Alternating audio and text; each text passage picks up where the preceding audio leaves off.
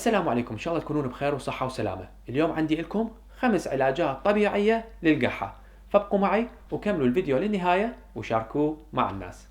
ماء دافئ وعسل وليمون أفضل علاج للقحة. نجيب كوب ماء دافئ، نضيف له ملعقة صغيرة من العسل وشوية ليمون ونشربه فد مرتين باليوم، راح يرطب المنطقة ويقلل من القحة.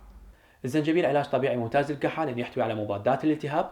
ممكن نحضر الزنجبيل بأكثر من طريقة. ممكن نجيب قطعة صغيرة من الزنجبيل حوالي 20 غرام، نقطعها إلى شرائح ونخليها بماء حار نتركها تتخدر ونشربه وهو دافئ.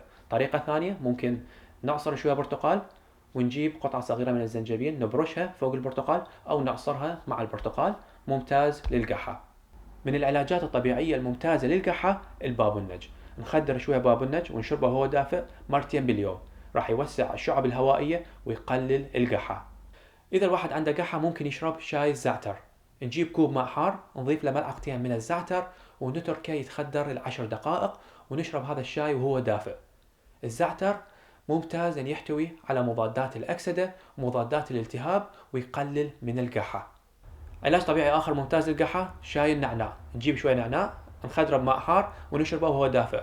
شاي النعناع ممتاز لأنه يحتوي على المنثول، هذا المنثول يقلل من الاحتقان والألم، فإذا الواحد عنده قحة واحتقان وألم يشرب شاي النعناع.